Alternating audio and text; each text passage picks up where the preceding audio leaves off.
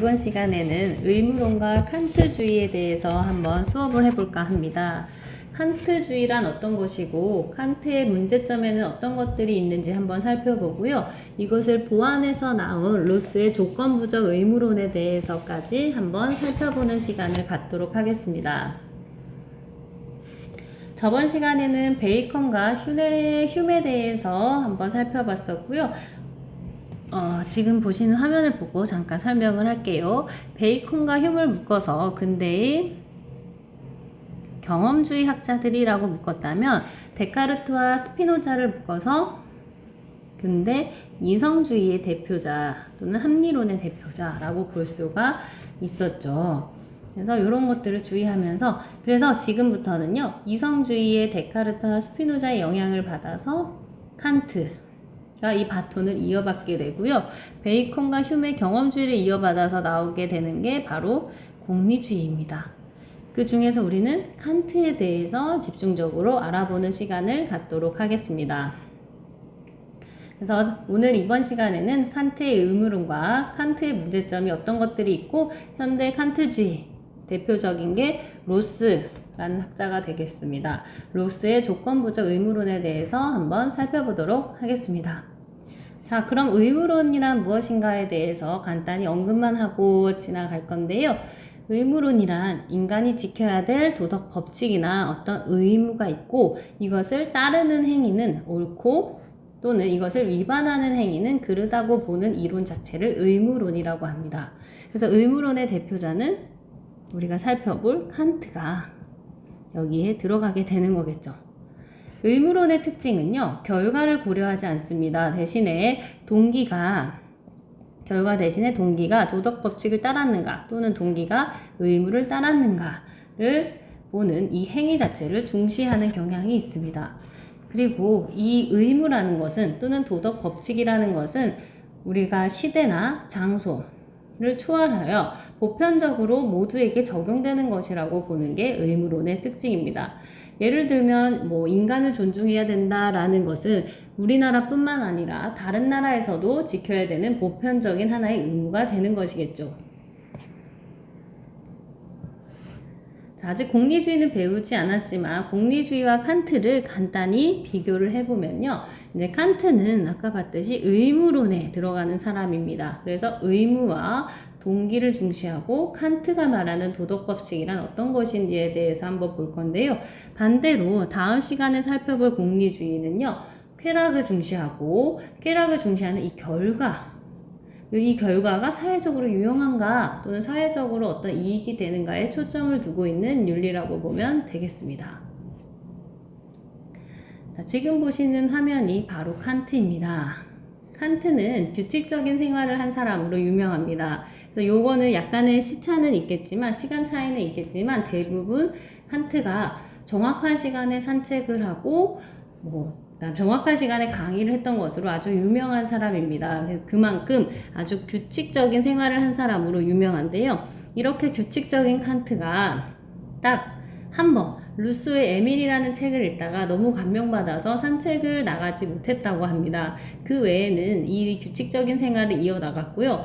이러한 성격 때문인지 평생 독신으로 살다가 책을 집필하면서 이제 돌아가시게 된 분이라고 합니다. 이러한 칸트의 규칙적이고 딱 이렇게 정형화된 이런 생활 패턴은요. 칸트의 윤리서를 보면 아주 고스란히 드러나 있습니다. 한번 그걸 지금부터 들여다보도록 하겠습니다.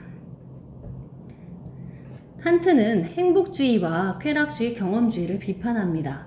행복주의는 아리스토텔레스도 우리가 그랬고요. 기존에 봤던 학자들은 대부분 행복이 목적이다. 행복이 최고선이다. 이런 식으로 설명을 했다면 칸트는 도덕은 행복을 위한 수단이 될 수 없다. 그냥 도덕 그 자체가 목적이 되어야 한다라고 보면서 행복주의를 비판했고요. 그 다음에 쾌락을 추구하는 경향성이나 우리가 휴메 때 강조했었죠. 이런 동정심은 도덕의 기반으로 볼 수가 없다. 상당히 주관적인 경향이 있기 때문이겠죠. 그래서 이런 시대나 시기를 초월한 보편적인 윤리 법칙을 강조하는 게 바로 칸트입니다. 칸트에게 있어서 중요한 키워드는 바로 이 선의지와 동기 이런 표현들인데요. 칸트는 동기를 중시했습니다. 행위의 선악을 결정하는 것은 결과가 아니라 그 행위를 무슨 이유에서 했는가, 동기 자체를 중시하는 의무론에 속합니다. 그리고 칸트의 핵심 용어로서 선의지라는 개념이 있는데, 이거는 이 표현에서도 좀 느낌이 오죠. 의지 중에서도 그 자체로 선한 것을 선의지라고 표현합니다. 이것을 이렇게 표현하는데요. 옳다는 이유만으로 행동하려고 하는 그 자체로서의 의지, 도덕 법칙을 따르려는 의지를 선의지라는 말로 표현을 했습니다. 그리고 칸트는 이 선의지만이 무제한적으로 선하다라고 인정하고 있습니다. 앞서 설명했듯이 칸트는 의무론의 대표자로 들어가는데요. 칸트가 말하는 의무란 어떠한 도덕법칙에 대한 존경심으로 인해서 그 도덕법칙이 명령하는 행위를 하지 않을 수 없는, 그냥 그 자체로 해야 되는 하나의 필연적인 의무라고 표현을 하고 있습니다. 그리고 앞서 말했던 선의지라는 것은요, 인간에게 나타날 때는 너는 반드시 뭐뭐 해야 돼, 이것을 따라야 해 라는 의무의 형태를 띠고 있습니다. 그래서 우리가 길가에 넘어진 사람을 도와야 한다라면 이게 감정의 유혹, 내가 이 사람을 도왔을 때 나는 학교에 늦을 수도 있고 약속 시간에 늦을 수도 있죠. 그건 하나의 감정의 유혹입니다. 이 유혹을 뿌리치고 그냥 그 자체로 인간을 도와야 하고 존중해야 한다라는 이 선의지를 따르는 것이 바로 옳은 행동이라고 보고 있습니다. 또 칸트에게 있어서 도덕 법칙은 좀 중요한 용어로서 자리를 하는데요. 칸트가 말하는 도덕 법칙은 바로 정언명령을 의미하고 있습니다. 또는 정언명령이라고 하기도 하고, 다른 표현으로는 이런 식으로 정언명법이라는 표현으로 사용하기도 하니까 주의해서 알아두면 좋을 것 같습니다. 도덕 법칙이란 이성적인 존재가 따라야 하는 절대적이고 보편타당한 실천 법칙을 의미합니다. 예를 들어서 우리 안에 실천 이성이 옳은 행동을 해야 된다라는 이렇게 자율적으로 수립한 법칙을 의미하는데요. 바로 이것은 우리에게 조건이 없는 정언명령의 형식으로 나타나는 특징이 있습니다.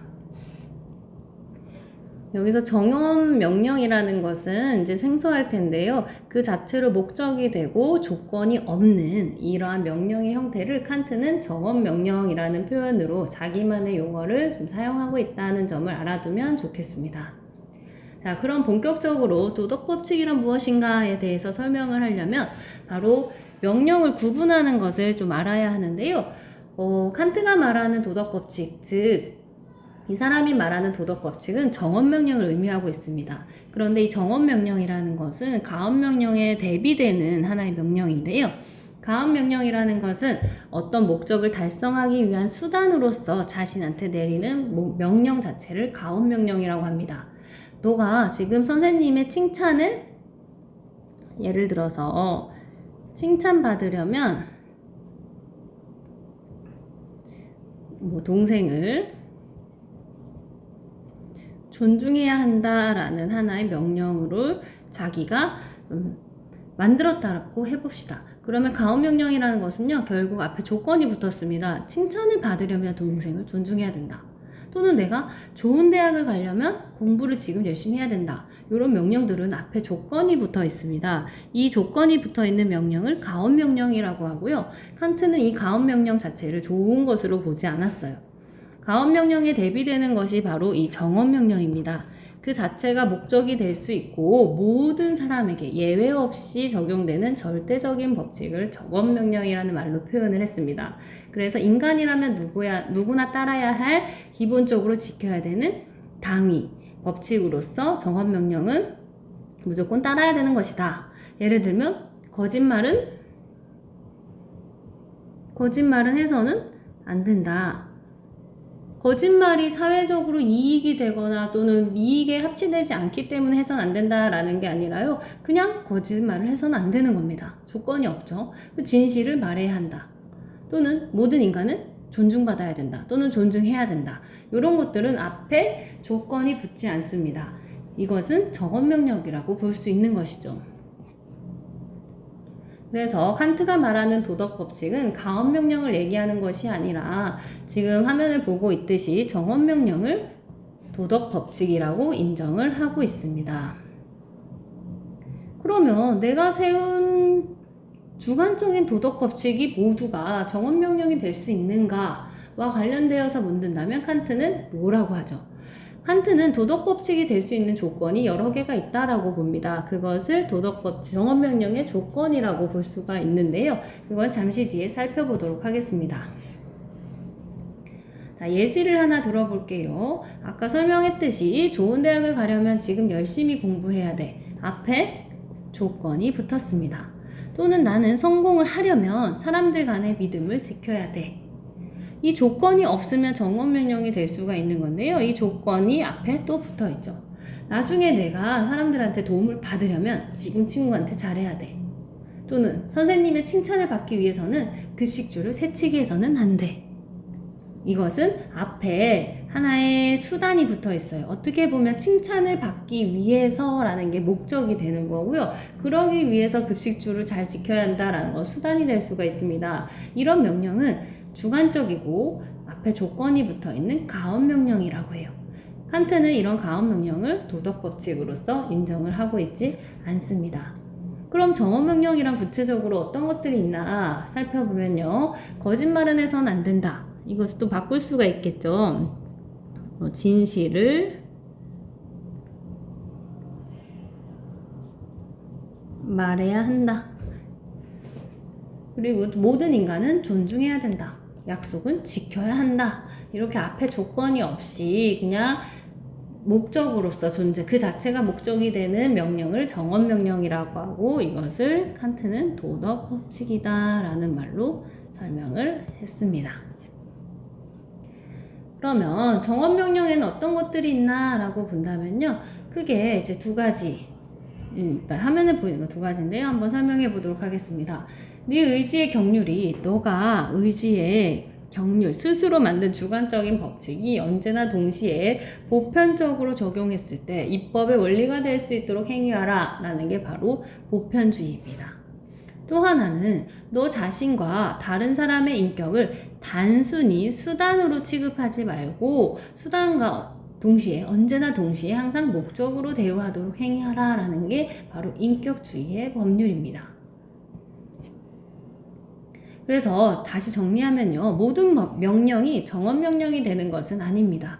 이 세 가지의 법칙을 하나 지켜야 했는데요. 앞서 봤던 게 바로 보편화 정식과 첫 번째, 두 번째 인간성의 정식이었고 세 번째는 뭐냐면요. 의지가 자기의 준칙에 의해 스스로를 동시에 보편적인 법칙을 수립하는 것으로 생각할 수 있도록 행위하라 라는 게 자율성의 정식입니다. 이 세 가지의 정식을 통과한 명령만이 바로 진정한 정언명령이 될 수 있는 것이죠. 예를 들어서 내가 배가 고프니까 밥을 빨리 먹기 위해선 새치기를 해야 된다라는 하나의 자신만의 법칙을 세웠다라고 해봅시다. 그것은 자기의 준칙이라고 표현할 수 있는데요. 이 준칙이 과연 모두에게 적용될 수 있나, 보편 법칙이 될 수 있는가를 고려해 봐야 된다는 거죠. 한번 적어볼게요. 배가 고프면 급식줄을 새치기 해도 된다. 이런 식으로 자기가 개별적으로 세운 하나의 법칙을 준칙이라고 합니다. 그런데 이거는요. 명령의 형태를 뭐 이런 식으로 띄고 있지만 이거 적용을 해보는 거예요.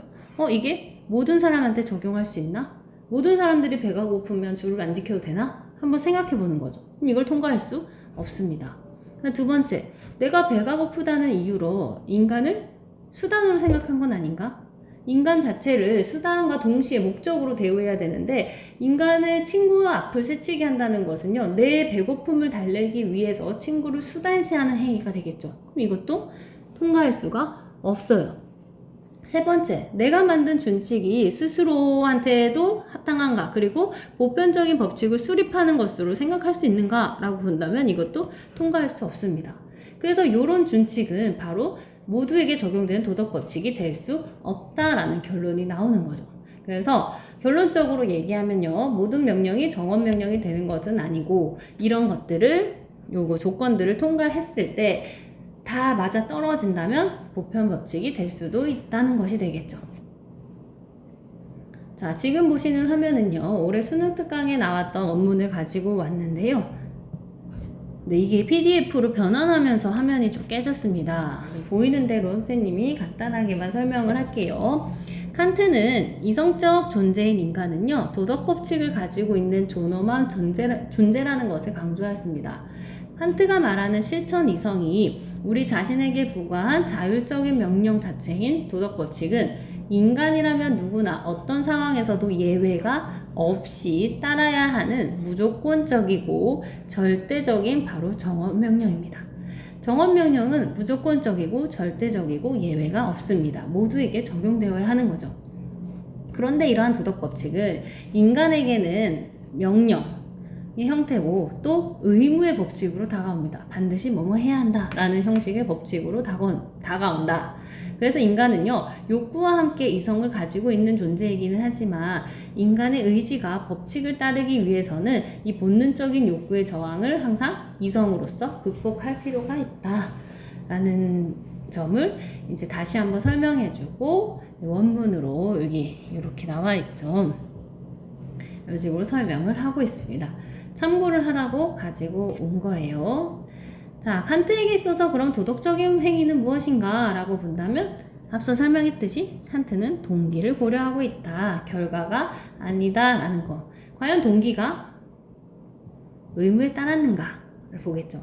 그래서 정리하면요. 칸트의 도덕적인 행위는 첫 번째, 실천 이성의 명령을 의무로 삼는 행위. 그 다음에 칸트의 키워드죠. 선의지의 지배를 받는 행위 또는 선의지를 따르는 행위. 이렇게 해석할 수도 있을 것 같아요. 세 번째, 자율적으로 의무의식에 따라서 순수한 자신의 이 사람을 도와줌으로써 내가 이득을 얻으려고 하는 이런 사적인 마음이 아니라 순수한 동기에서 비롯되는 행위는 도덕적인 행위다. 마지막, 도덕 법칙에 대해서 스스로 자발적인 존중을 하면서 비롯된 행동은 바로 도덕적인 행동이라고 볼 수가 있습니다. 칸트는 도덕적인 행위와 관련되어 있어서 자신의 감정 또는 자신의 이익 또는 자신의 유용성 이런 것들을 고려하는 사람이 아닙니다. 그런 점에서 공리주의와 대비가 되는 것이죠. 자, 도덕과 행복입니다. 칸트는 행복에 대해서 나쁘다라고 표현을 하진 않아요. 도덕을 지키는 사람이 행복할 수는 있죠.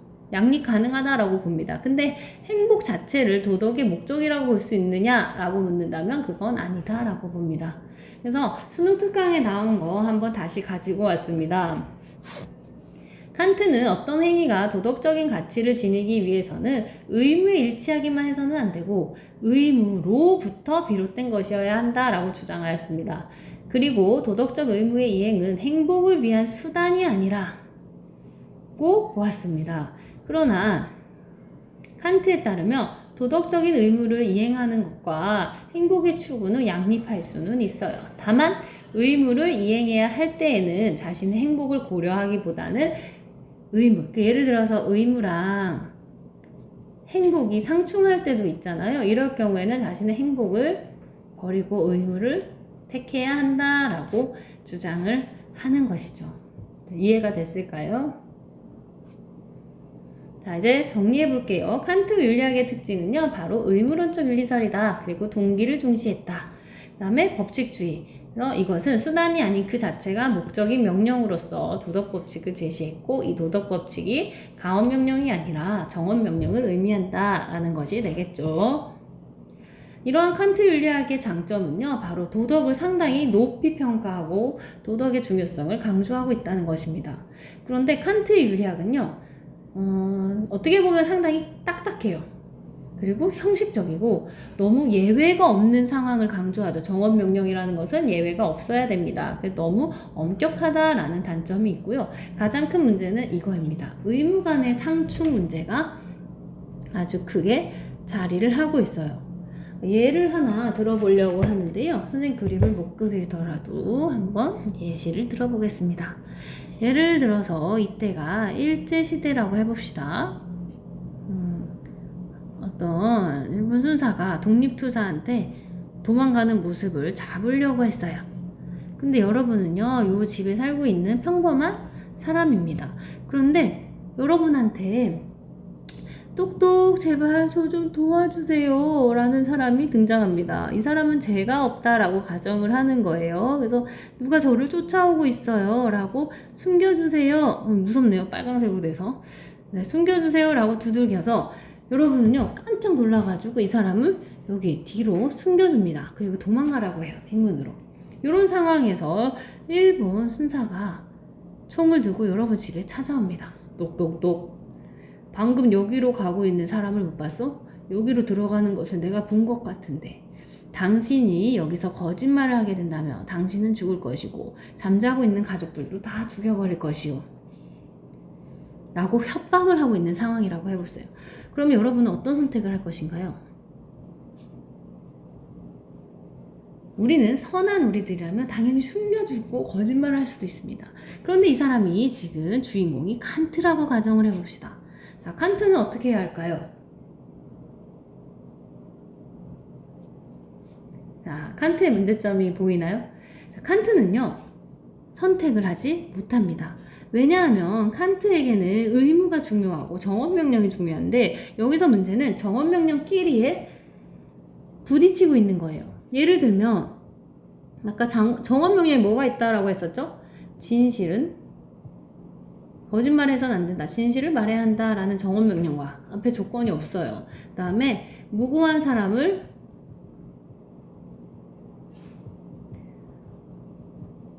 죽게 해서는 안 된다라는 두 가지의 정언명령 자체가 충돌하고 있는 상황입니다. 그래서 칸트의 결정적인 문제는요, 이렇게 복잡한 상황 속에서 정언명법끼리 또는 정언명령끼리에 충돌하는 상황이 발생했을 때 칸트는 여기에 정확하게 뭘 따라야 돼 라는 답을 줄 수가 없다라는 큰 문제점을 갖고 있습니다. 자, 이해가 되실까요? 그래서 요거 절대적인 의무들이 서로 충돌할 때 어떤 걸 선택해야 되냐라는 문제가 발생하게 돼서 결정을 못 내리게 되는 문제점이 발생하게 되는 것이죠. 그래서 이러한 칸트의 문제점을 보완하기 위해서 현대에 등장한 칸트주의를 현대 칸트주의라고 이름을 붙입니다. 예를 들어서 이렇게 정언명령끼리 부딪히는 경우에는요, 우리는 우선적으로 떠오르는 직관적인 의무를 선택할 필요가 있다라고 좀 가능성을 열어두고 좀 유연하게 적용하자라는 게 조건부적인 의무입니다. 오타가 났네요. 정언명령보다는 느슨한 원칙으로서 예를 들면 상식에 따라서 어떤 한계는 잠깐 미룰 수 있다는 거예요. 아까 예를 들어서 이제 거짓말 하지 마라와 무고한 사람을 죽이지 마라라는 정언명령 두 가지가 지금 부딪히고 있는 상황에서 결정을 못 내리는 게 칸트의 문제점이라고 했다면 조건부적인 의무는요, 이런 상황에서 여러분은 무엇이 더 중요한가를 직관적으로 판단할 수 있다는 겁니다. 거짓말이라는 것과 사람의 생명을 좀 비교했을 때 어떤 게 더 무겁고 어떤 게 더 중요하다라고 생각이 되나요? 네, 우리는 당연히 무고한 사람, 생명이 우선적으로 중요하다 또는 우선적으로 보호해야 된다라는 것을 우리는 누가 말하지 않아도 직관적으로 판단할 수 있다는 겁니다. 그럴 때 직관적으로 자기가 중요하다라고 생각하는 것을 선택하면 된다는 것이 바로 조건부적인 의무론입니다. 대표자는 로스라는 사람인데요. 그래서 로스의 조건부적인 의무론에는 약속을 지키기, 성실하기, 호의에 대한 감사를 표현하기, 선행하기, 자기개발하기, 해약금지 이런 것들이 등장하는데요. 만약에 의무들끼리 충돌하는 상황이 아까 칸트의 예시처럼 발생하게 된다면 우리는 직관적으로 더 중요한 것을 판단해서 선택할 필요가 있다는 것입니다. 즉 다시 얘기하면요, 정언명법처럼 예외 없이 지켜야 된다라는 명령보다는 절대적인 의무는 없는 거고요, 좀 유연하게 그리고 직관적으로 판단할 것을 열어두자라는 게 로스의 조건부적인 의무론입니다. 자, 이런 현대 칸트주의의 의의는요, 칸트의 의무론을 조금 더 현실적으로 바꿔서 계승을 한 형태가 되겠죠. 그리고 사람의 생명을 상당히 어떻게 보면 무겁게 여기고 중요시 여기고 있습니다. 그래서 인권 사상의 형성 및 민주주의 발전에 기여한다라는 점이 현대 칸트주의의 의의가 되겠죠. 자, 그럼 간단하게 퀴즈를 한번 내볼게요. 칸트에게 있어서 도덕적인 행위는 어떤 것일까요? 한번 1, 3, 4번 중에 골라보겠어요? 자, 1번은 보상받고 싶은 마음에 돌려주긴 했어요. 결과는 옳죠. 하지만 이게 앞에 조건이 붙었습니다. 보상을 받고 싶은 마음. 두 번째, 얼마나 지금 슬퍼할까? 공감해서 그 지갑을 돌려줬다. 이것도 칸트는 좋게 보지 않아요. 감정적으로 행동을 한 게 되겠죠. 3번, 인간이라면 당연히 돌려줘야 한다라고 생각해서 우체통에 넣었다. 3번이 정답이 되겠죠. 자, 4번은 있어서는 안 되겠죠, 얘들아. 돈을 가져간 뒤에 지갑만 돌려준 행위. 이거는 결과적으로도 옳지가 않다.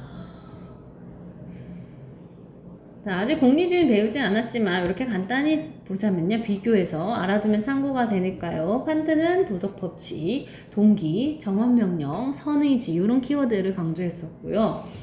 장점은 인간의 존엄성을 강조했다. 하지만 문제점은 충돌했을 경우에 구체적인 지침을 제공해 주지 못한다라는 오류가 있었습니다. 자, 이것은 생활과 윤리 부분에서 좀 적용되어야 하는 부분인데요. 공리주의는 사용제도에 대해서 어떻게 생각했을까? 또는 칸트는 어떻게 생각을 할까? 안락사에 대해서 공리주의는 어떤 식으로 결론을 내릴까? 칸트는 어떻게 결론을 내릴까? 한번 생각해 볼 주제로서 가져온 거니까 나중에 생활과 윤리까지 듣는 학생들은 한번 이 주제를 가지고 공리주의와 칸트의 대답을 여러분이 한번 스스로 생각해 보면 좋을 것 같아서 가지고 왔습니다.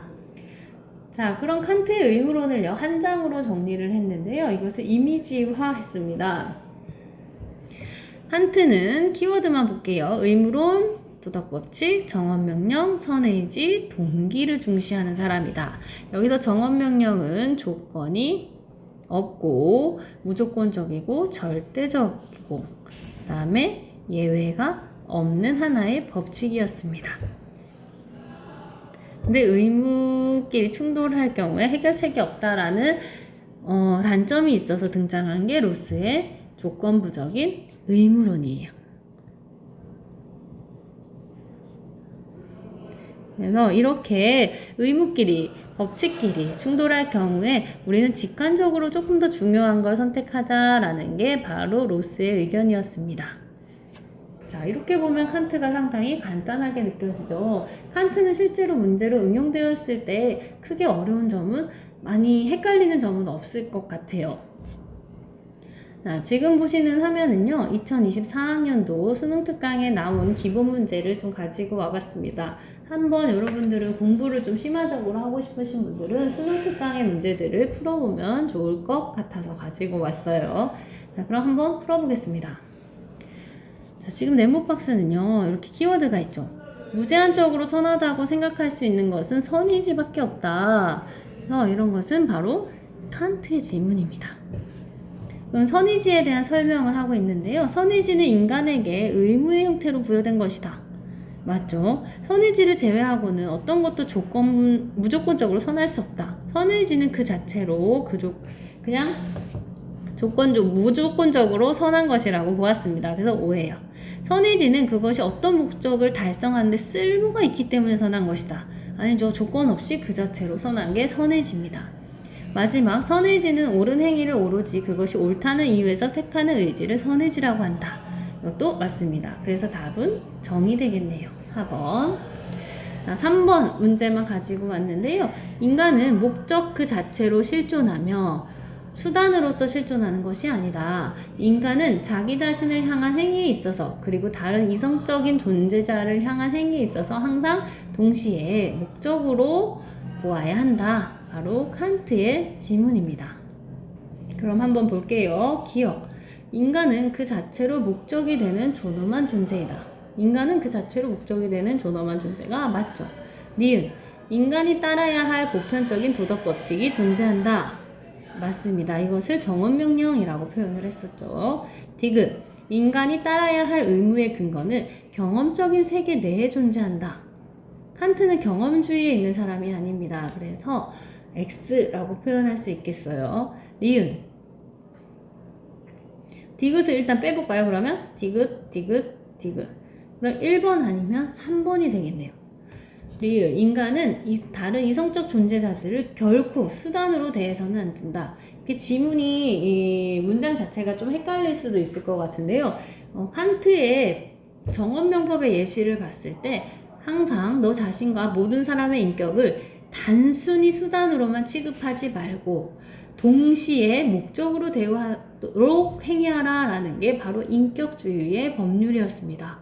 이 말을 다시 해석하면요, 수단으로 대할 수도 있다는 거죠. 근데 단순히 수단으로만 취급해서는 안 되고 수단과 동시에 목적이 되도록 취급하라 라는 게 칸트의 인격주의입니다. 그래서 결코 수단으로 대해서는 안 된다 라고 묻는다면 X입니다.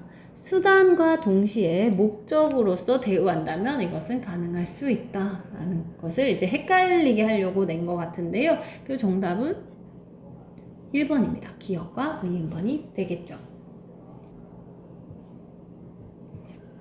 자, 그럼 이제 칸트를 한 장으로 정리하고 문제까지 한번 정리를 해보았습니다. 그럼 오늘 이 시간에는 여기서 마치도록 하고요. 다음 시간에는 공리주의, 행위공리주의와 규칙공리주의, 선호공리주의를 가지고 돌아오도록 하겠습니다. 자, 그럼 다음에 뵙겠습니다. 안녕.